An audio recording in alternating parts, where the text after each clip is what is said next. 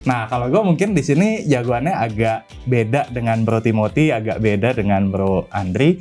Kalau gue jagoannya di sini ke Menarik, oke. Gitu. Kenapa? Mungkin gue explain dikit. In my experience ya, selama mungkin dari 2008 gue di market, belum pernah sekalipun big banks itu turunnya itu 2 tahun. Jadi arti in 1 year dia turun, tapi di year berikutnya dia akan naik. Bener-bener kayak tolong dong iniin kita, promosiin kita, segala macam. Ada yang datangin ke lu buat itu? Emiten datang ke lu supaya lu promosiin ke Exactly. Ya, gue mungkin ngelesnya, gue kayaknya padat banget nih jadwalnya. Aduh, sorry banget nih, belum bisa. Nah, jadi kalau misalnya Rifan bilang padat banget jadwalnya, artinya dia nggak mau.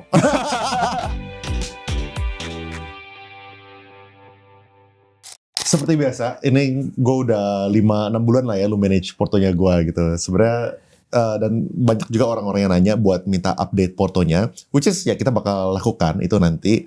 Tapi ada satu yang gue pengen bahas dulu, soalnya gue liat lumayan menarik.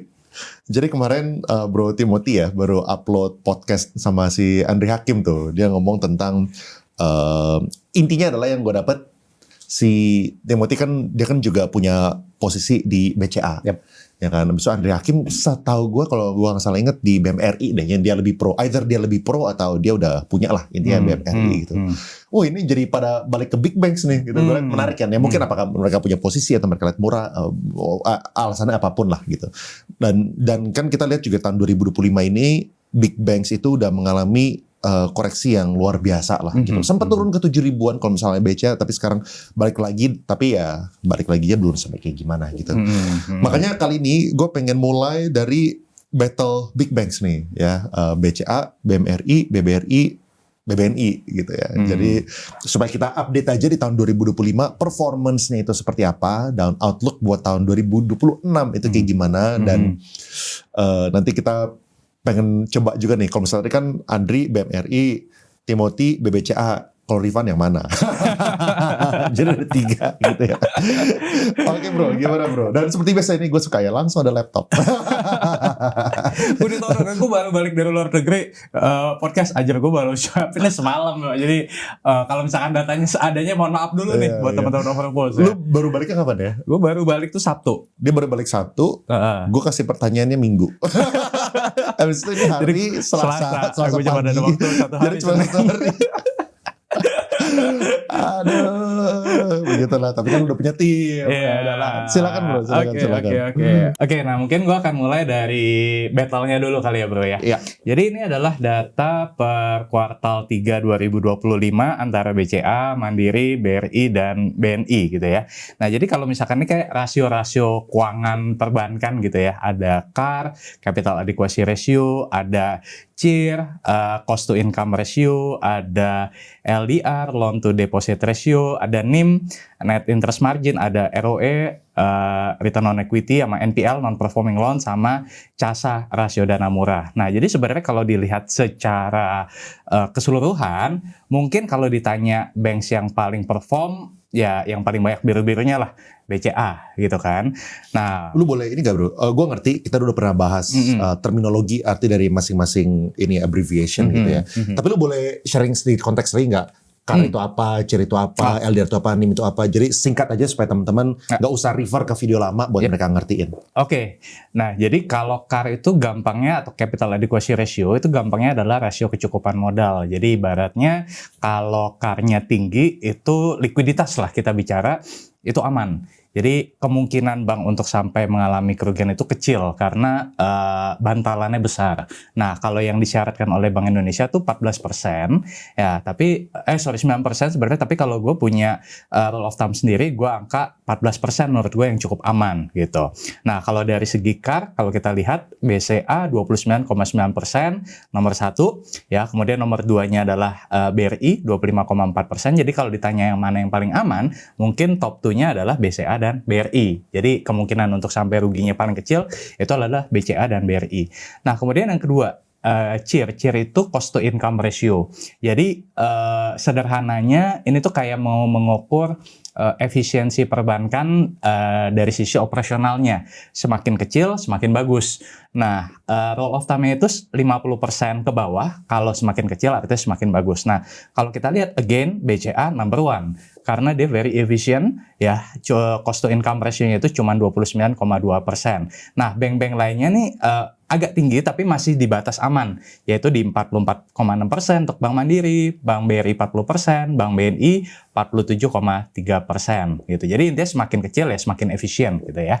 Nah, kemudian yang berikutnya LDR, loan to deposit ratio, ini mengukur dari bank punya dana pihak ketiga dibandingin dengan penyaluran kreditnya.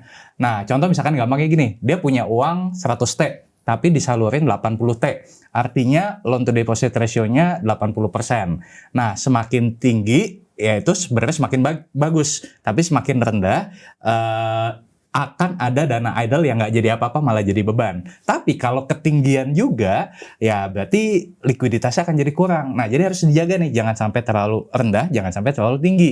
Nah, batasnya itu di 80 sampai 100% gitu kan. Nah, yang BCA untuk hal ini paling rendah ternyata. Kenapa? Karena BCA itu dikenal very konservatif dalam penyaluran kreditnya. Kalau misalkan kita mau pinjem tuh persyaratannya paling panjang. Makanya kenapa nanti mungkin kita masuk ke yang poin NPL nanti, ya dia salah satu yang juga paling atau cukup rendah gitu loh. Nah, sebaliknya yang gue lihat cukup aman itu ada di BRI dan juga Bank BNI yang masih di 86%. Artinya apa? Dia nggak terlalu banyak dana idle-nya, tapi dia masih punya ruang untuk dia genjot kredit ke depan. Nah, kalau kayak Bank Mandiri ini udah agak mentok nih, dia udah 91%. Artinya ruang dia untuk menyalurkan kredit lebih besar lagi ke depannya, itu udah mulai tipis, bro. Gitu. Nah, jadi untuk hal ini gue lihat ya BRI lebih unggul seperti itu.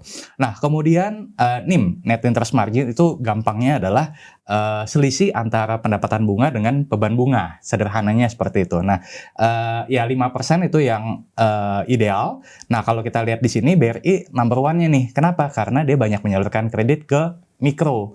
Dimana kalau kredit mikro itu biasanya secara marginnya itu lebih besar dibandingkan dengan misalkan Bank Mandiri dan Bank BNI yang lebih banyak ke corporate, itu mungkin ada di 3,6 sampai 4,8% seperti itu. Ya, BCA juga 5,8%. Nah, kemudian ada return on equity. Return on equity ya sederhananya dari modal yang ada dia bisa kasih cuan berapa. Semakin tinggi semakin bagus. Nah, dalam hal ini BCA lebih tinggi. Kenapa? Karena dia efisien. Balik lagi nih. Si CIR-nya rendah, maka ROE-nya lebih tinggi. Seperti itu ya. Bank Mandiri, Bank BRI, Bank BNI ya comparable lah di 14 sampai 18%. Nah, NPL ya, Mandiri sama BCA itu yang paling rendah karena dia termasuk dua yang kalau menyalurkan kredit itu sangat konservatif. Nah, sementara BRI itu dan BNI sedikit lebih tinggi karena penyaluran kredit itu mungkin tetap konservatif tapi ya sedikit lebih longgar lah persyaratannya. Nah, makanya nggak heran kalau misalkan NIM-nya si BRI paling tinggi tapi ya secara NPL-nya agak lebih tinggi juga. Gitu. Dan terakhir, nah ini yang gue sebenarnya pengen lebih sorotin tuh rasio yang satu ini, bro, namanya CASA. CASA itu gampangnya adalah rasio dana murah dibandingkan dengan dana pihak ketiga. Dana murah itu ada deposito, ada giro.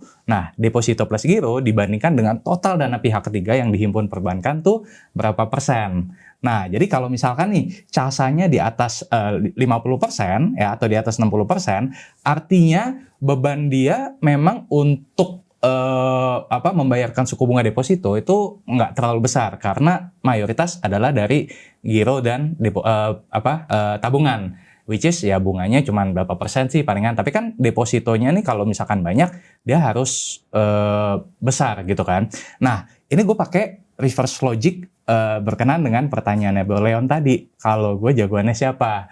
Nah, kalau gue mungkin di sini jagoannya agak beda dengan Bro Timothy, agak beda dengan Bro Andri. Kalau gue jagoannya di sini ke BRI. Bro. Menarik. Oke. Gitu. Kenapa? Mungkin gue explain dikit. Karena gue lihat dari sisi ininya, Bro, si CASA-nya. CASA-nya BRI itu cuma 67,6%. Ya, dia comparable sama si BNI 65,6%. Nah, kalau dalam suku bunga tinggi, ya, CASA yang tinggi tersebut menguntungkan karena tadi dia nggak perlu bayar bunga deposito terlalu besar. Tapi sebaliknya kalau kita pakai reverse logic ini in my version, kalau suku bunga turun, nah maka BRI dan BNI itu yang akan paling diuntungkan dari segi cost of fund-nya. Karena bunga deposito yang tadinya dia harus bayar segini gitu ya, dengan suku bunga turun, maka nanti dia akan paling efek segini. Nah, sementara mungkin BCA dan Bank Mandiri tadinya segini turun, tapi turunnya mungkin lebih dikit. Nah, itulah kenapa hipotesa gue adalah kalau misalkan suku bunga turun, cost of fund-nya turun, ya kemungkinan labanya akan naik lebih tinggi dibandingkan dengan peers-nya. Nah, itu sih kurang lebih, Bro. Lu udah mapping belum sih kayak buat tahun depannya? Kan The Fed kemarin baru pangkas rate kan. Nah, apa kaitannya sama Indonesia buat projection BI rate di tahun 2026? Udah, jadi nah ini menarik kok. Ini sebenarnya ada dua skenario. Skenario pertama adalah kalau The Fed masih mempertahankan Jerome Powell. Skenario kedua, kalau The Fed mengganti gubernurnya menjadi Kevin Hassett. Nah, ini dua sosok yang bertolak belakang. Mungkin analoginya biar gampang, Jerome Powell mungkin kayak Bu SMI-nya kita. Kalau Kevin Hassett itu kayak Pak Purbayanya kita. Jadi kalau Kevin Hassett ini nanti terpilih menggantikan si Jerome Powell, dia itu lebih ke pro-growth, lebih cowboy gayanya. Nah, banyak yang mengekspektasikan bahwa kalau misalkan ke depan Jerome Powell yang masih jadi gubernur The Fed, mungkin The Fed hanya akan cut rate 2 kali. Tapi kalau Kevin Hassett yang menjabat sebagai gubernur The Fed nantinya, itu bisa 3-4 kali, or even more. Dan mungkin akan ada support-support lain yang sekarang nih masih ditahan sama si Jerome Powell. Nah, ini jadi market nih lagi expect kalau Jerome Powell akan digantikan oleh si Kevin Hassett. Tapi ini agak susah, Bro. Karena Jerome Powell ini juga backup-nya juga kuat. Nah, kalau Donald Trump pengennya pasti sih Kevin Hassett. Cuman kan konstituen di US itu nggak bisa presiden langsung menunjuk gubernur The Fed, nggak bisa. Nah, ini jadi kita lihat nih nanti peta persaingannya seperti apa. Iya, menarik. Ya kalau misalnya kita harapkan, kita sih pengennya yang lebih cuan. soalnya pasti apa yang dilakukan sama The Fed ada kaitannya sama apa yang terjadi di Indonesia gitu. Exactly. Ya, kan? Mungkin lu boleh jelasin gak sih kayak kenapa sih BI rate harus ada harus ngikutin apa yang terjadi sama The Fed gitu. Misalnya nih, misalnya kalau misalnya The Fed-nya itu nggak turunin, apa implikasinya kalau misalnya BI rate itu turunin aja gitu misalnya. Kalau kita fokus di Indonesia aja dong. Misalnya kita punya BI rate sekian, terserah lah mereka ngapain, kita turunin aja. Kenapa itu nggak make sense? Gini, jadi teman-teman perlu pahami bahwa mandat dari Bank Indonesia itu bukan hanya pro growth. Tapi mandat dari Bank Indonesia itu dia harus menjaga namanya stability. Stability dalam hal apa? Salah satunya adalah inflasi dan nilai tukar, Bro. Jadi kalau misalkan mandat dari Bank Indonesia adalah pokoknya Indonesia harus growth, itu gampang. Turunin aja suku bunga serendah-rendahnya, orang bakal ambil kredit gede-gedean, ya kan? Ekonomi pasti muter. Tapi kalau itu dilakukan dan penurunan suku bunga BI ini melebihi daripada suku bunganya si The Fed, yang ada adalah akan terjadi outflow gede-gedean. Nah, kalau terjadi outflow gede-gedean. Sorry, sebelum kesana. Kenapa terjadi outflow-nya? Kenapa terjadi outflow? Karena gampangnya gini, Bro. Misalkan gini, Bank Indonesia sekarang mungkin suku bunga di 4,75%. The Fed cuma 4%. Nah, The Fed itu sekarang credit ratingnya AAA. Bank Indonesia gue agak lupa berapa ya, tapi di bawah itu. Nah, intinya adalah kalau misalkan dengan spread yang sedemikian kecil, ya, lo akan pilih, investor asing akan pilih Bank Indonesia atau The Fed. Most likely adalah ke The Fed, ya kan? Karena cuman beda 0,75, tapi di sana jauh lebih aman. AAA gitu kan. Indonesia masih masuk investment grade tapi ratingnya tuh di bawah gitu kan, di triple B atau apa gitu, gue lupa gitu kan. Nah, ibaratnya dengan risiko yang cukup berbeda tapi returnnya beda tipis, ya orang lebih cenderung akan ke mana? Ke The Fed gitu kan, ke Amerika. Nah, kalau terjadi outflow gede-gedean, ya rupiah kita akan melemah. Rupiah kita bisa ke 17.000, 18.000 or even more. Nah, kalau itu terjadi, wah, pasti kita punya impor juga akan terkendala. biaya bahan baku yang tadinya misalkan nih $1 itu tadi 16.000, tiba-tiba jadi 18.000, bengkak. Nanti terjadi pengangguran lagi di mana-mana karena laba turun. Nah, jadi itu yang tidak diharapkan. Demikian pula dengan inflasi. Kalau suku bunga serendah mungkin, orang akan kalap mata ambil kredit sebanyak-banyaknya, nggak tahu dia bisa bayar atau nggak, pokoknya ambil kredit dulu, ya kan? Nah, penjual akan naikin harga karena tahu nih, ya kredit lagi kenceng. Nah, kalau itu tidak diimbangi dengan pendapatannya si masyarakat, wah ini bisa jadi akan hyperinflation. Nah, itu akan chaos. Nah, jadi balik lagi mandat dari Bank Indonesia itu adalah menjaga stability, yaitu supaya inflasinya itu tidak terlalu tinggi dan tidak terlalu rendah, dan di sisi lain nilai tukar mata uang rupiah itu stabil, terjaga. Nah, ini jadi kayak main tarik ulur nih. BI baru bisa turunin suku bunga kalau The Fed nih turunin suku bunga, dan sebaliknya kalau The Fed nahan, ya Bank Indonesia akan nahan. Tahun ini pengecualian bro, The Fed cuma turunin 2-3 kali, Bank Indonesia udah 5 kali. Nah ini kayak ada take risk sih kalau gue lihat Bank Indonesia gitu. Jadi take risk kenapa rupiah melemah, tapi secara pertumbuhan ekonomi akan naik. Jadi ada risiko yang diambil kalau gue lihat. Iya, gitu. iya.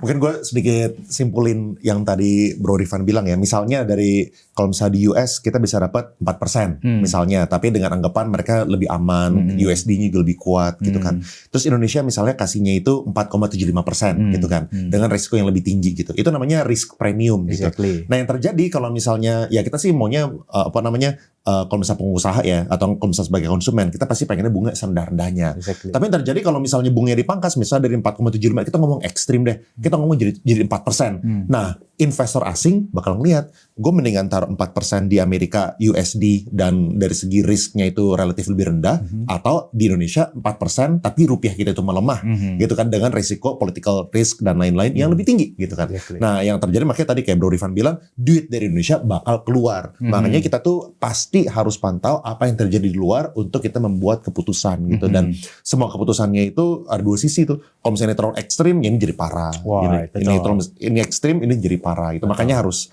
balance. Harus gitu. balance, betul. Ya. Nah, kalau misalnya kita balik ke sini ya bro, ini menarik. Apakah kalau misalnya kayak gitu dari banks ya, lo itu tuh masukin paling gedenya itu di BRI berarti? Kalau gue harus memilih dari 4 bank ini, kalau gue di BRI. Tapi kalau secara keseluruhan portfolio, this is not my big call, bro. Oke. Jadi ibaratnya kayak main bola, ya tetap ada penyerangnya, ada backnya. Nah, BRI ini kalau menurut gue kayak backnya. Dia mungkin agak sulit kalau kita harapin profit bagger dari ini. Tapi BRI ini bisa kasih dividen yang di atas obligasi at least, or even di atas FR. Dan dengan potensi upside juga. Cuman kalau kita harapin BRI bisa jadi kasih cuan kita ratusan persen dalam 1 tahun gitu ya, sulit gitu. Jadi harus manage expectation juga. Mungkin kalau gua coba ambil ya, let's say misalkan di harga sekarang nih per kita podcast ya, BRI mungkin di 3.700-an. Asumsi dividen payout ratio mungkin sekitar 350 sampai 360 rupiah per lembar saham, mungkin masih bisa dapat 8-9% yield. Itu good enough kalau kita bandingin dengan FR atau obligasi, ya kan? Tapi dengan potensi upside. Nah, potensi upside-nya ini keberapa? Kalau misalkan nih, bener-bener bank naik panggung tahun depan, misalkan ya 37 ke 6.500, ya teman-teman hitung sendiri aja, mungkin 80-90%. Cuman apakah akan kesana dalam waktu singkat? Nobody knows. Ya kalau gue lihat big banks ini akan naik, cuma butuh waktu, bro. Karena ini kan market cap-nya sampai ratusan triliun ya. Ya duit kita mungkin nggak cukup domestik. Harus mau nggak mau, suka nggak suka, ada bantuan inflow. Nah itu nanti di belakang gue juga ada data menarik sih yang gue pengen show juga ke teman-teman. Boleh. Gitu. Berarti kalau misalnya harus dari 4 ini lo ke BRI, tapi sebenarnya kalau misal di portonya itu tuh BRI kira-kira berapa persennya gitu? Less than 10. Apakah ada bank lain yang lebih besar? Ada. Oh. Jadi gue sebenarnya big call gue tuh kalau yang tahun ini ya di client advisory gitu ya, itu di digital bank. Nah makanya kita sempat gue ada beliin lo juga kan BBIB misalkan, ya kan, Neocommerce, dan sekarang mungkin udah ya udah beggar udah dapat gitu kan. Nah itu satu. Terus kemudian ada juga gue lihat bank-bank yang relatif kecil bro. Ya jadi yang bank KBMI 1, bank KBMI 2 ini menarik juga bro. Karena bank KBMI 1 ini ada wacana itu akan di-merge oleh OJK dengan dana minimum dengan aset minimum itu 6 triliun. Jadi artinya bank-bank yang kecil ini itu akan di-merge supaya ya mereka jadi lebih bisa kompetitif dengan bank lainnya. Nah ini menarik menurut gue, jadi salah satu landscape yang perlu kita perhatikan juga. Nah makanya kenapa ada juga bank yang KBMI 1, KBMI 2 itu yang gue advise juga, gue rekomendasikan juga. Karena menarik lagi bro, kalau kita lihat di tahun ini big banks itu slowing down, tapi itu tidak terjadi di digital bank dan juga di bank KBMI 1, KBMI 2. Itu ada bank-bank KBMI 1, KBMI 2 yang growth-nya itu puluhan persen.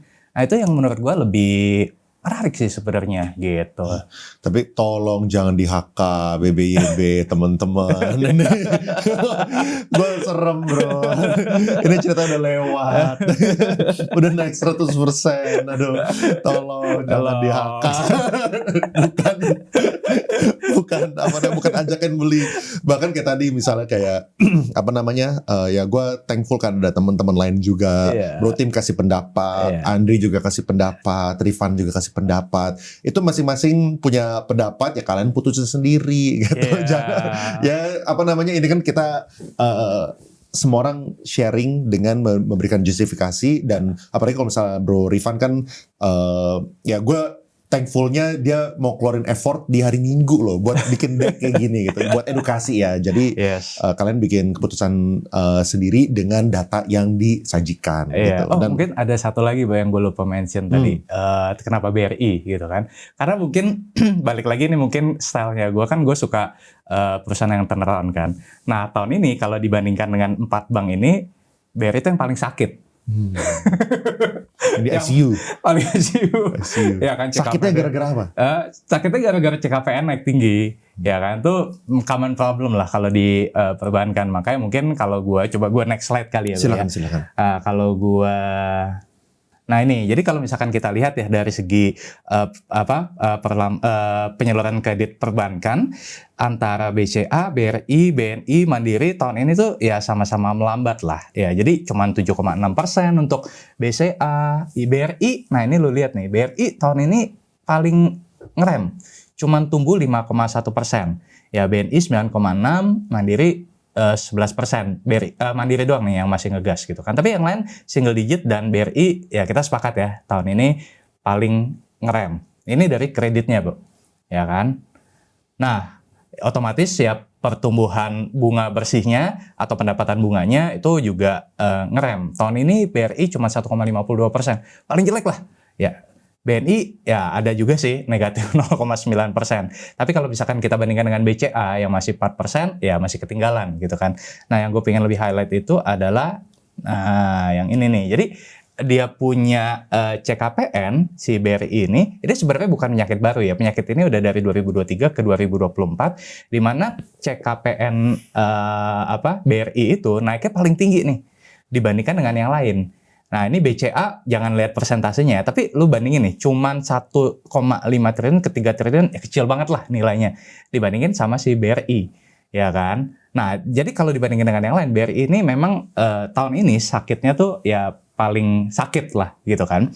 Jadi pertumbuhan kreditnya melambat, ya kan, CKPN-nya juga naik tinggi, ya tahun ini juga masih naik gitu kan. Nah cuma gue melihat game changer-nya itu di 2026 nanti itu adalah satu liquidity dari Pak Purba. Itu satu. Kemudian yang kedua adalah tren suku bunga turun. Nah ini yang gue lihat akan jadi game changer ya untuk si BRI ke depan gitu loh. Nah terus mungkin ada lagi nggak ya? Oh ini nanti kita bahas nanti aja ya yang flow ya. Apa bro? Silakan aja. Langsung aja. Itu? Ya. Ini yang gue juga pengen highlight bro. Jadi menarik ini karena gue coba kumpulin data ya. Ini adalah data flow big banks ya dalam waktu 1 bulan terakhir, 3 bulan terakhir, 6 bulan terakhir, dan year to date. Artinya dari awal tahun ya kan. Nah singkatnya gampangnya gini. Kalau kita tarik data year to date ya, BCA 27 triliun, BRI 8 triliun, BNI 4 triliun, Bank Mandiri 14,5 triliun. Ini kalau misalkan di total ya 35, 39, ya tambah 14 ya mungkin kurang lebih 53 triliun ya. Itu udah angka yang sebenarnya relatif lebih kecil dibandingkan kalau ini kita mundur, let's say kita podcast 3 bulan lalu.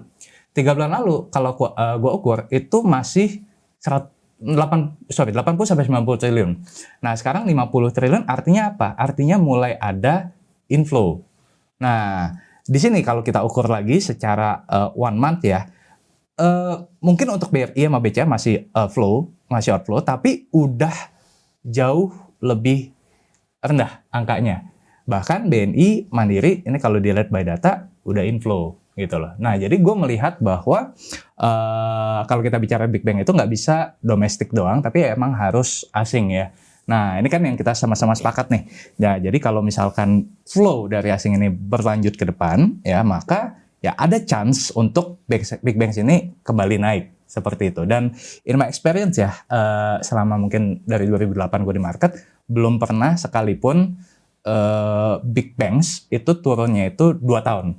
Jadi artinya in 1 year dia turun, tapi di year berikutnya dia akan naik.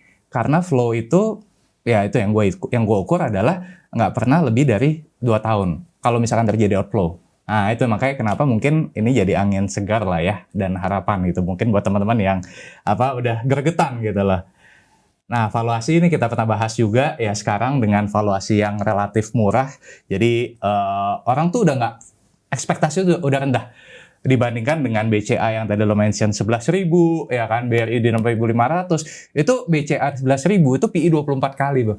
Jadi artinya orang tuh expect BCA bisa kasih growth at least double digit, tapi tadi kita lihat ternyata single digit. Wajar kalau akhirnya turun gitu kan. Nah, sekarang BCA dengan PI cuma 17 kali, BRI cuma 10 kali, BNI 8 kali, BMRI 9 kali, ya orang udah nggak banyak berekspektasi. Nah, the big question adalah what if ternyata Big Bang ini bisa deliver result yang above expectation di 2026.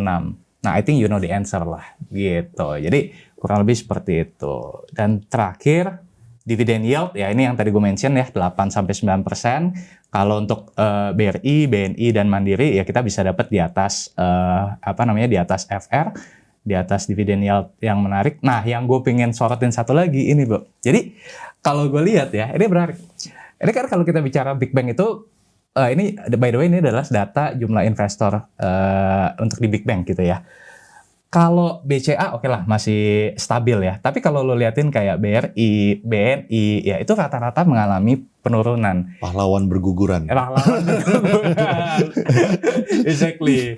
Ya ini kan mungkin kalau kita bicara sedikit di luar fundamental ya artinya barang nggak gitu basah lagi ya kan. Retail udah nggak terlalu banyak lagi. Nah itu peluang untuk naiknya juga jadi lebih besar. Ini mereka pahlawan. Soalnya mereka yang kemarin menopang outflow dari asing. Mereka adalah yang membantu asing bisa jualan. Kan? Yang si orang-orang gede mau jualan, wah ditalangin bro. Sama mereka. Pahlawan bro. Pahlawan. Dan sekarang pahlawan kita sudah berguguran. Itu seru sih kalau ngeliatin stream gitu tuh. Ya tapi ya the fact is ya udah mulai banyak yang berguguran gitu ya dan ya yang bertahan mungkin akan lebih lebih bisa menikmati cuan lah gitu. Iya. Nah kalau misalnya kemarin ya kan Pak Purba kan sempat mengeluarkan banyak banget kebijakan. Ya kan. Lu bisa kelihatan gak sih kayak dampaknya ke Big Banks ini, apakah kelihatan dampaknya atau lu masih belum bisa lihat? Gue bisa lihat. Kayak gimana contohnya? Kayak apa? Gampangnya gini, Pak Purba kan udah 2 kali nih ngeluarin stimulus. Yang pertama 200 triliun, itu udah hampir habis. Yang kedua dia salurin lagi 76 triliun, jadi 200 plus 76. Total 276 triliun, ya kan? Nah, yang kita bahas di podcast sebelumnya, secara angka sebenarnya bukan 276 triliun ini bukan angka yang wah banget. Karena yang kita bahas di podcast sebelumnya, kalau misalkan kayak contoh BRI deh. BRI waktu itu kita hitung, kalau misalkan di 200 triliun ini, dia bisa dapat bunga 7%, dikurangi dengan cost dan lain sebagainya. Itu gue proyek dia bisa ada tambahan laba 3-4 triliun. kalau dibandingin dengan BRI punya laba 60 triliun, ya ditambah 3-4 triliun, ya cuman nambah 5%. Nah, cuma yang gue mau highlight adalah efek multiplier-nya, Bu. Efek multiplier-nya, kalau misalkan 276 triliun ini keluar ya ke masyarakat itu M2, bahasa gampangnya apa ya? Money supply lah ya. Money supply 2 tuh bahasa gampangnya uang yang beredar di masyarakat lah, teman-teman gitu. Nah, itu basah. Kalau uang supply-nya basah, ya, maka peluang untuk pertumbuhan ekonomi naik lebih kencang itu makin terbuka lebar dibandingkan kalau M2 supply-nya ini kering. Nah, jadi kalau M2 supply-nya basah, ya orang tuh akan lebih sering transaksi, orang akan lebih sering untuk mengambil kredit, ya akan lebih gampang bayarnya juga gitu kan. Nah, ini yang bisa membuat ekonomi kita itu berputar lebih cepat. Nah, cuma kalau gue lihat biasanya nih, Bu, kalau gue ukur dari kebijakan QE yang sebelumnya, itu butuh waktu at least 6 bulan. Jadi artinya, misalkan kemarin Pak Purba ngeluarin September, Oktober ya, kalau gue nggak salah ya. It means real impact yang mungkin kita bisa rasakan di ekonomi itu adalah di Q2 ya mungkin Q2 ke Q3 2026 nanti, Bu. Jadi pasti ada butuh waktu. Nah, di situ baru akan kerasa. Nah, jadi efek multiplier-nya akan balik lagi ke bank. Nah, jadi penyaluran kredit nanti mungkin di Q2 or Q3 kita bisa melihat penyaluran kreditnya akan begini lagi. CKPN mungkin akan turun lagi, ya kan? Dan secara bottom line-nya mungkin akan naik itu di Q2 or Q3. Nah, itu sih gue lihat momentumnya di sana. Iya. Oke. Tadi kita save dulu soalnya itu titipan dari editor gue. Kemarin kita pernah podcast 1 jam nggak ke-save. Nggak ke-save. Kalau misalnya nggak ke-save, mereka harus nyocokin gitu kan. Dia punya PowerPoint slide, ya kan harus di next-nextin yang mana yang pas. Yang bisa mouse-nya si Rifan lagi jelasin apa, digerak-gerakin juga sama editor. Kerjaan tambahan. Ya 1 minggu bro kerjainnya. Makanya kita sekarang dititipin, kalian tolong pastiin di save gitu. Setiap 20 menit. Atau kalau gitu gue sengajain aja ya. Iya sengajain aja. Wah, apa? Overtime dicas di sini. Overtime dicas aja. Ini ada yang nanya gini nih bro. Kalau kayak gitu ya, kan menurut lo kalau misalnya efeknya itu bisa sampai di yang namanya ekonomi, kalau misalnya ada stimulus pasti butuh waktu gitu kan. Nah kalau misalnya efeknya itu bisa kerasa di Q2 tahun depan atau Q3, ini ada orang yang nanya, menyambut tahun 2026 porsi cash akan bertambah? Oke, apakah porsi cash akan bertambah? Gue mungkin akan jawab short term and mid term. In short term, yes, gue masih reserve cash is about mungkin 30-40% buat managing antara potensi upside dan juga risiko drawdown, Bro. Jadi kalau kita lihat per kita podcast sekarang kan ISG di 85 ya, 8.500. As we know juga ini didorong oleh saham-saham Konglo, ya kan, di mana mungkin kalau in my view, kalau misalkan saham-saham Konglo ini tidak di catch up dengan fundamentalnya, someday bukan tidak mungkin akan terjadi drawdown gitu kan. Nah, ketika terjadi drawdown, yang menariknya adalah mau itu saham bagus atau itu saham jelek, itu akan kena semua. Cuman yang membedakan adalah yang satu turunnya mungkin bisa ARB, yang satu turunnya mungkin masih 4-5%, tapi masih turun. Nah, gue mencoba untuk memanage kedua skenario tersebut. Jadi artinya yes, tetap akan pegang cash 30-40%, tapi 60-70% ini kalau gue sekarang tetap pegang saham yang secara fundamental oke, valuationnya oke, dan punya growth story. Nah, yang growth story-nya apa? Ya, growth story-nya mungkin yang berkaitan dengan suku bunga turun, komoditi, yang gue lihat prospek itu masih akan berlanjut di 2026. Jadi gue punya conviction di sana, gitu. Okay. Ya nanti kita bakal bahas lebih detail mengenai yang saham-saham Konglo tadi. Ini ada beberapa pertanyaan orang lain dulu ya. Pandangan mengenai Bank BRI, BCA, Mandiri dibanding Bank Digital, BBYB, Nobu, Arto. Oke, ini tadi udah terjawab lah ya kalau misalnya pertanyaan ini. Orang nanya, kok gimana psikologis ketika udah hold saham yang udah plus 50%, tiba-tiba kembali BEP? Rasa nyesal nggak? Menarik. Menurut gue hal tersebut hal yang ya lumrah lah di market. Nah again kalau gue lihatnya bukan naik berapa persennya bro, tapi yang gue lihat adalah nilai intrinsiknya. For example gini, kalau misalkan kita ada pegang satu saham harganya di 1.000 kita beli gitu ya. Terus kemudian harga sahamnya naik 1.500, berarti kan naik 50%. Tapi kalau kita tahu bahwa nilai intrinsik dari perusahaan ini adalah di 2.000 atau mungkin 2.500 gitu kan. Dan kemudian dia turun, is normal. Karena menurut gua itu belum mencapai nilai intrinsiknya, ya kan? Tapi kalau misalkan kita beli di 1.000, nilai intrinsiknya memang di 1.500 dan kita nggak TP, nah itu yang salah. Karena buat gua bukan masalah persentasenya, tapi masalah kita udah nyampe atau belum nih ke target yang mau kita capai gitu loh. Jadi kalau gue balik lagi mungkin fokusnya itu bukan di udah naik berapa persennya, tapi udah nyampe atau belum ke nilai intrinsiknya dan masih margin of safety-nya masih besar atau enggak. Kalau masih besar ya nggak apa-apa kita hold, perkara nanti kita turun lagi ya kita bisa tambah posisi lagi gitu. Karena ini juga yang kejadian di Porto Advisory, ada yang naik terus turun, kita tambah posisi naiknya lebih kencang lagi, nah kita jualnya di atas gitu. Iya. Oke, gue kan sekarang ada beberapa langganan podcast ya. Kayak misal Bro Rifan gitu kan, gue gangguin setiap bulan gitu. Ayo bro, tolong bikinin PPT deck lagi. Jadi gue gak usah bikin deck ya maksudnya. Nah tapi yang gue lihat menarik itu adalah apa ya, kayak soalnya kemarin ada juga yang minta tolong dong orang yang fundamental juga jadi narsum di podcast, jangan yang cuman trade atau jangan yang cuman cari kripto gitu misalnya. Gue bilang lah, Rifan udah ada bro, lu kemana aja, gue udah dari setahun lalu dan kayak cara berpikirnya itu sangat berbeda loh. Cara berpikirnya Rifan, contoh ya sama Hengki sangat berbeda dan gue itu tuh menarik gitu, menarik. Contoh ya, kalau misalnya Bro Rifan ini, ya kan cara dia beli saham yang gue lihat adalah dia udah punya price target. Kalau misalnya turun, beli lagi. Exactly. Ya kan? Dan itu honestly, waktu gue lahir di dunia saham dan investasi, gue kayak gitu kan. Pokoknya kalau misalnya turun, ya beli, beli lagi.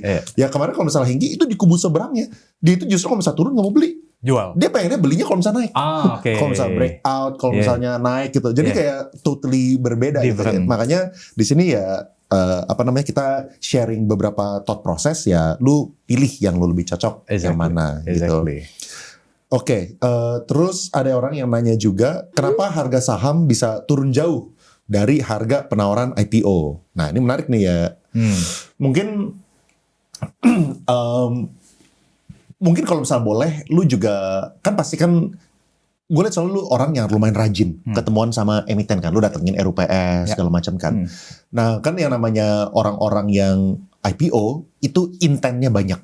Ada yang intennya itu buat bikin pahlawan rungkat, ada yang intennya itu emang beneran lurus. Lu boleh share nggak sih pengalaman lu ketemuan sama emiten ya, kayak tipe-tipe orangnya IPO itu kayak gimana? Oke. Ini menarik loh, karena kalau gue dari 2008 sampai 2025, motif orang IPO itu sekarang udah jauh lebih beragam dibandingkan kalau dulu. Kalau dulu mungkin, ya gue bisa bilang mungkin 70-80% intentnya emang untuk ekspansi, untuk ngembangin usaha segala macem gitu kan. Nah cuman memang kalau dalam beberapa tahun terakhir ini kan as we know juga syarat untuk IPO itu lebih dipermudah ya dalam tanda kutip. Kemudian bursa juga punya KPI, IPO itu juga lebih tinggi dibandingkan dengan sebelum-sebelumnya. Dulu mungkin 20-30 IPO per tahun, sekarang mungkin 70-80 per tahun, itu aja udah 2 kali 3 kali lipat kan. Jadi makanya nggak heran kalau syaratnya juga dipermudah gitu kan.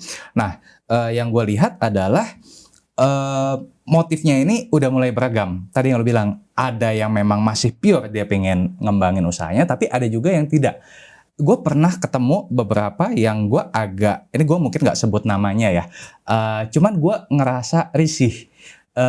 Dalam artian gini, gue lihat gini, gue pelajarin dia punya prospektus dan gue datang ketemu juga gitu kan.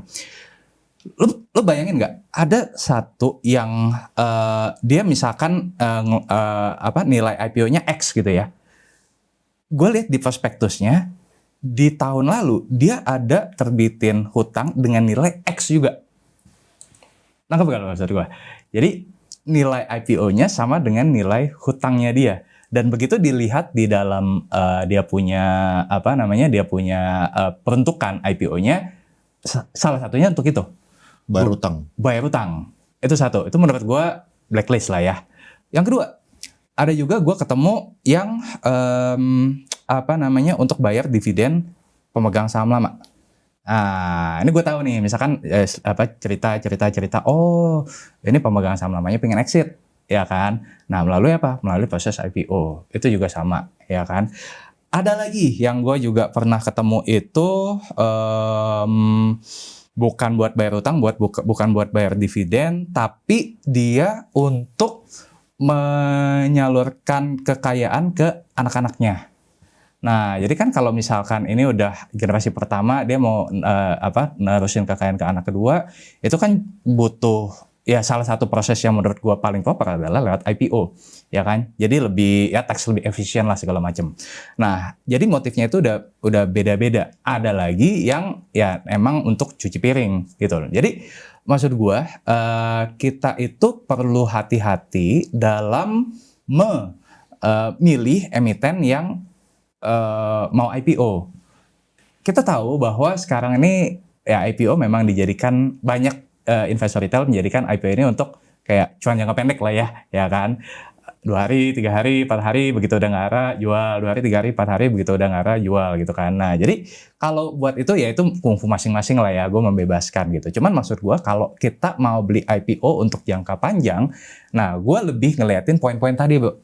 Ya kan, ini dipakai buat apa? Terus laporan keuangan di dalam prospektusnya itu wajar atau tidak? Jangan sampai misalkan gini, kayak kok setahun sebelum IPO labanya segini, tapi pas mau IPO tiba-tiba segini. Ya you know lah, ada black proses lah kita bilang ya, atau area abu-abu yang mungkin kita nggak bisa jelasin secara publik gitu kan. Tapi maksud gue ya kita harus pilih-pilih saham yang memang kita believe, mana yang memang benar-benar cuman ya udah buat beberapa hari kita jual, mana yang emang kita buat jangka panjang. Kayak gitu sih kalau gue. Lo kalau misalnya kayak IPO gitu, misalnya kayak RLCO kemarin atau Supa, lo ikutan gak sih iseng-iseng participate gitu? Kalau gue nggak, tapi waktu yang CDIA itu gue beli ya kan, koin gue beli ya karena memang ada ininya, emas itu gue beli. Nah cuman kalau yang Supa sama ini gue nggak beli, satu lebih karena bukan karena kemarin gue habis liburan jadi gue nggak sempet belajarin. Iya. Lu liburan dari tanggal berapa sampai tanggal berapa sih? Apanya? Liburannya kemarin sama tim tuh dari tanggal 8 sampai tanggal 12 ya. Jadi itu gue benar-benar pokoknya pikiran gue liburan aja dulu. Iya. Makanya kadang-kadang itu yang bikin orang market itu berat buat liburan ya. Soalnya kalau misalnya liburan tuh costnya 2. Dari biaya harus bayar sama opportunity cost. Dan ini kan pasti udah jauh-jauh kan. Udah jauh-jauh dan mereka juga baru kasih tahu tanggalnya juga pas deket-deket gitu kan. Jadi aduh udahlah gue udah pesen tiket. Minggu depan gue berangkat lagi. Jadi udahlah untuk yang kali ini gue skip aja lah dulu lah. Gitu kan. Iya, menarik. Tapi lu ada ini gak sih kayak cerita ya di mana lu ketemu ini red flag banget ini orang. Oh gitu. Pernah. Contoh kayak apa? Gue tuh nggak tahu ya, gue mungkin tipikal orang yang mungkin dapat blessing, Bro. Ketika misalkan gue ngomong dengan orang, gue bisa ketemu, gue bisa menilai ada orang sincere atau enggak dengan jawaban yang dikeluarkan. Nah, ada beberapa orang yang ya mungkin kalau kita bicara ininya ya, yang apa ya, mungkin kayak bener-bener kayak tolong dong iniin kita, promosiin kita segala macam. Ada yang datangin ke lu buat itu? Emiten datang ke lu supaya lu promosiin ke grup gitu? Exactly. Ya, gue mencoba untuk netral ya. Gue mencoba untuk menjaga hubungan baik. Ya, gue mungkin ngelesnya nggak yang, gue nggak suka dengan emiten. Wah, itu kan nyari musuh, Bro. Ya kan? Oh ya Pak, mungkin tapi mohon maaf nih, gue kayaknya padat banget nih jadwalnya. Aduh, sorry banget nih, belum bisa. Nah, jadi kalau misalnya Rifan bilang padat banget jadwalnya, artinya dia nggak mau. Aduh, gue salah ngomong nih kayaknya. Cuman ya emang fakta apa adanya lah. Iya. Ya. Maksudnya menurut gue kalau misalnya ngomong kayak gitu kan ini juga ngebantuin filter. Jadi yang ngajakin ketemu, kalau misalnya emiten yang mau ngedam jangan kontak Rifan. Soalnya dia bakal bilang padat banget nih Pak. artinya signal itu.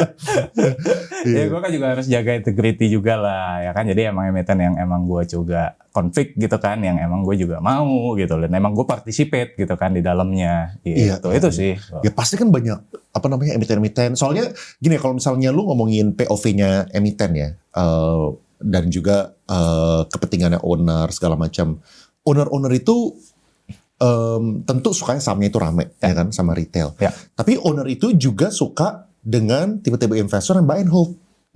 Exactly. Owner itu suka. Exactly. Soalnya apalagi kalau misalnya owner ini punya rencana jangka panjang. Oke, mungkin gue harus beda tergantung ownernya. Tapi kalau misalnya ownernya itu benar, most likely mereka juga suka orang yang buy and hold. Exactly. Gitu kan.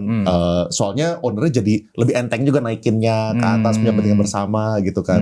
Bukan yang kayak hajar naik, hajar turun gitu kan. Nah makanya yang gue kebayang adalah kayak itu sih, kayak ada nggak sih orang yang ngajak kerja sama lalu kayak biasanya itu kayak apa? Atau ada nggak sisi seberangnya yang kan kalau tadi lu ngomongin yang sisi mungkin emiten kurang oke, dia kepengen lu ngarahin buat beli gitu. Kalau sisi seberangnya ada nggak? Ya misalnya juga bagus, ini oke, tapi ya lu oke juga buat beli gitu contohnya. Ada juga. Contohnya kayak gimana? Cuman mungkin bukan persis pas IPO banget ya. Oke. Mungkin ya pas dia udah IPO terus baru gue lihat ya kan, oh ini kok oke gitu kan. Nah gue kontak ya segala macam kerjasama, dan emang gue punya interest juga di sana. Maksudnya bukan dalam artian gue suka dengan bisnisnya, gue suka dengan balance sheet dan proses bisnis di belakangnya. Dan ketika gue ketemu orangnya ini kelihatan emang nggak yang aneh-aneh lah. Nah itu gue suka tuh kayak gitu ya kan. Nah jadi emang gue juga nge-reviewnya pun juga sincere gitu loh. Emang gue karena gue suka, gue believe juga dengan bisnis proses di belakangnya ya kan. Ya ayo kita misalkan bukan promosi ya, ibaratnya kayak kita review ya kan. Dan ya mungkin sama kalau mungkin gue kan juga ada yang gue beberapa emiten yang gue undang di podcast juga itu gue emang suka karena yang dia bicarakan itu objektif, nggak terkesan jual sabun, dan jangka panjang. Ini yang gue suka gitu loh. Dan apa yang dibicarakan itu sesuai dengan kenyataannya. Jadi bukan arti kita bakal A, B, C, D, F, G, tapi nggak ada aktualisasinya. Nah itu kadang gue juga cek juga gitu loh. Lo rencananya mau ke arah mana sih?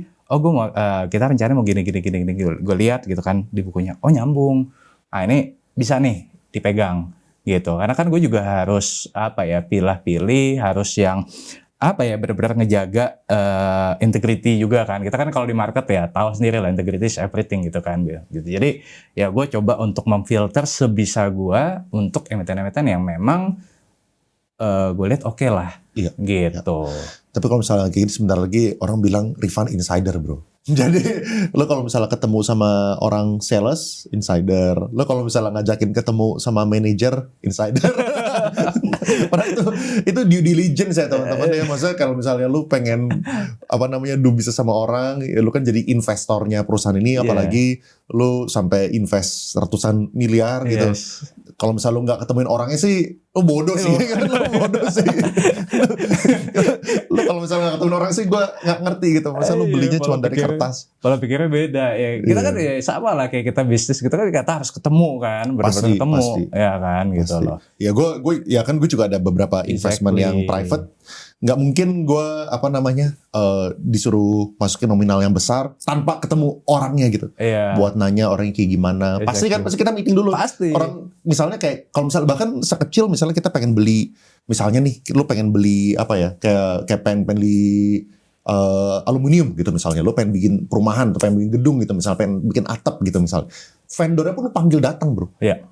Buat lu ngobrol gitu kan, due diligence gitu kan. Nggak mungkin tiba-tiba lu kontak dari Tokopedia ya kan, harga buat aluminium itu misalnya 5M gitu buat bangun lu punya ruko gitu, lu langsung beli dari Tokopedia gitu. Nggak ada bro. Nggak ada. Buat vendor aja kayak gitu kan maksudnya kan. Boro-boro yang ratusan miliar gitu. Jadi maksudnya gue di sini juga ngomong gitu supaya teman-teman tahu apa yang dimaksud sebagai insider gitu. Kalau misalnya lu research ya lu bukan insider tuh, research namanya. Due diligence. Exactly. Ya kalau misalnya orang kayak Rifan mungkin dia kelola duitnya gede, ya kalau misalnya orang lebih welcome dan gampang untuk lu ngobrol sama dia. Tapi kalau misalnya lu nggak punya itu, ya lu harus PR-nya lebih. Misalnya lu ke LinkedIn abis itu lu chat sama orangnya lah, ngajakin ngopi lah, ya kalau misalnya orang yang malas ketemuan sama lu, ya lu harus cek dulu kenapa orang nggak mau ketemuan sama lu gitu. Lu harus juga bawa value gitu ya. Betul, penampilan betul. lu kayak gimana, Betul. ini kayak gimana, upgrade diri jadi masukannya gitu. Betul. Ya kalau misalnya orang reject ya bukan berarti orang yang bisa itu jaring insider. Ya misalnya gue ngomong kayak gini supaya kalian dadanya nggak sakit gitu maksudnya. Aduh, jadi inget. Gue sih bilang dada gue sakit maksudnya. Gue nggak tahu yang lo maksud apa gitu. Maksudnya tolong lah teman-teman, jangan lihat dari website ya kan, ada BlackRock mau beli ya kan, harga 300.000 gitu. Nah lu lakukan research, lu DM lah orang-orangnya, cek LinkedIn gitu. Kalau nggak nanti dadanya sakit. Oke, next ya. Bang Rifan, apakah di portonya ada simpen gold atau all in di saham? Ada gold. Jadi gue punya kebiasaan itu, ini kebiasaan yang mungkin dibentuk dari ortu gue sebenarnya awalnya, Bro, gitu kan. Jadi ortu gue dulu juga berkecimpung di dunia gold gitu kan. Since 1998 lah gitu kan. Jadi pas Chrismon gitu kan, nyimpen gold, dan itu pas misalkan nih pas dari gue kecil mungkin ada kayak angpaonya, nggak semua dalam bentuk cash, dalam bentuk gold. Gue bilang ini apaan sih gitu kan, tapi ternyata pas gue paham, oh lumayan juga ya gitu kan. Nah since then pas gue married mulai tuh 2015 gue cicil gold gitu kan. Sekarang pun sama gitu, misalkan ke anak kalau misalkan utah ada kasih gitu kan. Nah jadi maksud gue tetap ada goldnya juga, karena menurut gue gini, kita tuh pasti punya aset yang satu kalau misalkan ekonomi bagus dia akan naik, satu kalau ekonomi turun dia yang akan naik. Nah kita sepakat bahwa gold ini adalah safe haven, dimana kalau misalkan ekonomi tidak baik-baik saja, saham turun lah, mungkin kripto juga turun, ya gold akan naik. Dan gue malah gini, kayak gue tuh bilang sama istri gue ini, kita punya simpenan gitu ya, yang kalau misalkan amit-amit ya besok Indonesia tidak baik-baik saja, chaos segala macam ya, pokoknya kita bawa ini, kita pergi. Jadi ada paspor, ada gold di dalamnya. Jadi kayak maksud gue ada uang cash juga gitu ya. Tapi maksud gue adalah kita mesti prepare something yang memang akan naik value-nya kalau ekonomi tidak baik-baik saja or even chaos gitu loh. Saham kan ya kita sepakat kalau misalkan ekonomi bagus dia akan naik ya kan.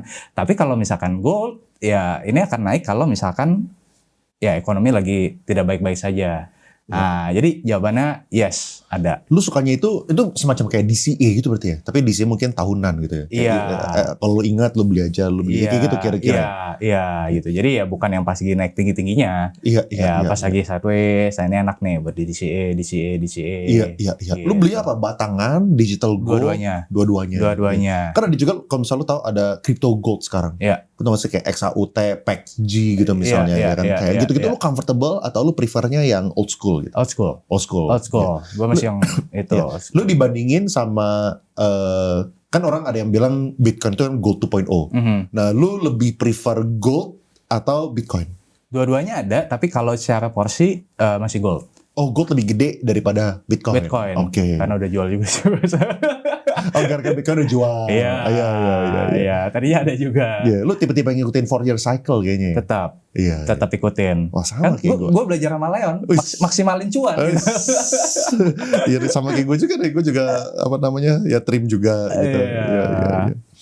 Oke, bagaimana cara Ko Rifan memulai screening awal emiten sebelum dipelajari fundamentalnya? Maksudnya kayak gini kali. Soalnya kan yang namanya emiten kan banyak sekali, lebih dari 900 gitu kan. Kalau misalnya kita mau semuanya itu dipelajarin dan semuanya itu dibikin PPT deck, itu 365 hari baru jadi sepertiga. Besok tahun depan bukannya bikin yang baru tapi nge-update dari kemarin, jadi gak jadi-jadi. Nah ini pertanyaan menarik juga. Jadi lu screening awalnya kayak gimana? Kalau misalnya menarik, baru lu pelajarin gitu. Cara screeningnya gimana? Gue melakukan pendekatan mix antara top down approach sama bottom up approach. Jadi top down approach itu gue mulai dari makronya dulu nih. Contoh misalkan, ke depan suku bunga akan turun. Ke depan daya beli akan membaik, ya kan? Ke depan akan ada tematik apa nih, ya kan? Komoditas seperti apa. Nah, gue bikin analisa makro dan sektoralnya dulu, Bro. Nah, abis itu gue akan fokus nih. Gameplay untuk tahun depan itu adalah sektor A, B, C, D, E misalkan gitu kan. Nah, habis dari A, B, C, D ini itu kan udah memfilter ratusan emiten yang tidak di luar itu. Nah, jadi gue akan fokus nih, gue tipikal yang fokus, oke, gue akan gameplaynya adalah di A, B, C, D, E, ya kan? Nah, baru habis itu gue akan cari winning sektornya. Nah, itu akan mempermudah hidup kita. Jadi nggak perlu screening 900 lebih, tapi mungkin kita screeningnya 100 aja. Nah, dari 100 ini mana nih? Misalkan 5 atau 6 yang menurut kita punya conviction paling tinggi gitu kan. Nah, habis itu kita fokus di sana. Nah, masalah misalkan ini nanti ada noise gitu kan. Oh, saham ini tiba-tiba naik. Oh ya udah nggak apa-apa, kalau buat gue congratulations, itu rezeki lu. Ya, gue yakin rezeki gue ada di sini nih, gitu kan. Cuman mungkin bedanya, oh yang ini naik dulu, ini naiknya belakangan, gitu kan. Nah, jadi itu satu, top down. Nah, yang kedua adalah bottom up. Nah, bottom up ini adalah untuk meng-cater opportunity yang mungkin tidak tersaring di top down. Kayak contoh misalkan kalau case yang di advisory kemarin, Archie itu yang top down, karena emas lagi tinggi segala macam, ya. Tapi ada bottom up-nya misalkan kayak SMA. Nah, SMA itu kan nggak bisa tuh kita pakai pendekatan top down. Mau dilihat dari apa? Media biasa-biasa aja, nggak ada cerita menarik. Tapi dia punya growth story yang compelling, ya kan? Nah, itu melakukan pendekatan bottom up. Gitu. Nah, dengan itu gue ngerasa bahwa kita itu akan lebih mudah, kita itu akan lebih fokus, dan kita nggak FOMO. Nah, itu sih yang ngebedain. Jadi kalau gue misalkan ada saham-saham yang lagi naik, tapi di luar universe gue tidak masalah. Gue tipikal yang lebih gue tipikal yang lebih kalau misalkan ternyata gue rugi, itu menurut gue lebih menyesal daripada gue harus kehilangan opportunity gitu. Buat gue nggak masalah kalau misalkan opportunity ini naik tapi itu di luar universe gue, nggak apa-apa tadi. Cuman yang gue mau jagain adalah yang di sini nih. Yang di universe gue. Jadi kita tuh nggak FOMO, nggak gampang terombang-ambing lah dengan irasionalitas market gue gitu. Iya, semua orang harus punya stock universe-nya masing-masing ya. Itu cara yang lu comfortable. Kalau misalnya naik di luar lu punya universe ya udah. Ya udah ya, itu rezeki orang. Rezeki orang, kan? Betul. Yang penting ya dengan cara gameplaynya lu dan stock universe lu bisa cuan juga. Yang penting kan itu kan. Iya, benar. Ya kalau misalnya lu punya stock universe boncos semua, nah harus di-review. Berapa uang yang harus dimiliki untuk bisa hidup sebagai full investor, sebagai full time investor kali maksudnya? Oke. Uang yang perlu dimiliki itu kalau gue punya magic formula itu adalah pengeluaran bulanan dikali 300. Jadi contoh lah misalkan kalau single gitu ya, belum married, mungkin Jakarta 10 juta I think, ya kan. 10 juta per bulan dikali 300 itu berarti kurang lebih adalah senilai 30M. 3 miliar. 10 juta sebulan. 10 juta sebulan. 10 juta sebulan ya, 10 juta 3 miliar, betul. Nah, logiknya gimana? Logiknya adalah gini, kita anggap misalkan kita di saham gitu ya. Kita anggap kita nggak dapat cuan sama sekali, 0%, tapi at least kita dapat dividen 4% yield-nya. Ya, kita nggak usah ngomong yang tadi 8%, 9%. Kita ambil yang moderate dulu deh, yang 4% rata-rata gitu kan. Nah, berarti 3 miliar tadi kalau dikali dengan 4% itu senilai 120 juta, ya kan? Bener gak tuh? 3 miliar dikali 4%. Ya, bener. 120 juta. Nah, 120 juta kalau dibagi dengan 12 bulan, itu equal dengan 10 juta sebulan. Itu udah cukup tuh, jadi kita hidup dari dividen, ya kan? Nah, tapi mungkin beda nih kalau misalkan teman-teman di sini udah berkeluarga, punya anak, mungkin kalau di Jakarta yang relatively hidup nyaman lah ya, mungkin 40-50 juta sebulan gitu kan. Berarti gampangnya misalkan 50 juta dikali dengan 300, nah 15 miliar. Nah 15 miliar logikanya sama. 15 miliar ini kalau kita dapat dividen sekitar 4% gitu ya, maka kita akan dapat 15 kali 4 itu sekitar 600 juta. Iya. 600 juta setahun dibagi dengan 12 bulan itu 50 juta. Ya, jadi kebutuhan kita, pengeluaran rumah tangga apa segala macam itu bisa dapat dari si dividen tadi tanpa ngeganggu atau ngegerus kita punya investment. Dengan asumsi kita tidak dapat cuan sama sekali di market atau alias capital gain 0%, tapi kita ambil dari dividennya aja. Iya. Itu sih formula gua. Tapi itu bare minimumnya ya sebenarnya ya. Iya. Ya soalnya kan kalau misalnya kayak gitu berarti lo punya duit secara value turun terus kan. Kalau dihitung dengan inflation. Iya, betul. Jadi lu 3M terus, tapi ya 3M-nya sekarang sama 10 tahun lagi kan beda kan. Iya. Maka itu minimum ya itu minimum. 300. Dan ya kita kan pengeluaran, ya kita namanya manusia kan pasti pengen happy lah ya. Benar. Ya tiap tahun naik. Nah itu tinggal di-refresh ulang lagi tuh. Ya kan. Nih sekarang masih relevan gak nih angka magic number yang gue kejar sekarang? Oh jangan-jangan lifestyle gue udah beda nih. Berarti gue juga harus adjust gue punya aset gitu. Iya. Benar. Titip kok, kapan harus cut loss dan kapan harus take profit dari perspektif fundamentalis? Kapan kita harus cut loss? Menurut gue ada 3 ya teman-teman. Yang pertama itu adalah kalau memang narasi atau hipotesa yang kita bangun itu tidak sesuai dengan kenyataan. Ya, contoh nih, misalkan kita ketika beli saham ada hipotesanya nih, hipotesanya ABC. Ternyata ekspektasinya tidak sesuai dengan kenyataan. Tidak sesuai dengan kenyataan ini bukan artinya hipotesa kita salah loh. Artinya memang ya ada external factor yang ternyata tidak sejalan dengan hipotesa yang kita bangun. Bisa jadi regulasi pemerintah, bisa jadi harga komoditas, global factor dan lain sebagainya. Itu satu. Ya, kemudian yang kedua adalah kalau misalkan memang secara IHSG secara keseluruhan nih, itu memang akan ada tanda-tanda turun dalam. Ya, contoh lah misalkan paling gampang pas Covid kemarin, ya kan, itu kan ya mungkin kita harus spare atau ada saham-saham yang mungkin perlu kita cut loss, karena kalau misalkan kita nggak cut loss ya mungkin drawdown itu akan jauh lebih besar. Nah, itu yang kedua. Nah, yang ketiga menurut gua adalah kalau misalkan ada opportunity yang lebih menarik di saham lainnya, nah ini kita juga bisa nih cut loss di sini, tapi kita pindahkan ke saham lain yang lebih menarik. Jadi kalau gua pribadi, bro, gua tidak melihat cut loss itu sebagai sesuatu yang kita rugi nih. Kadang orang kan, ngelihat cut loss itu rugi 100 juta, ya gue hilang duit 100 juta. Enggak. Kalau gue misalkan gini nih, misalkan kita masuk 10M, ya kan, cut loss misalkan 500 juta. Gue nggak lihat gue rugi 500 juta misalkan. Tapi gue akan lihatnya, gue masih punya 9,5M yang gue misalkan pindahin ke saham lain yang mungkin naiknya bisa lebih tinggi.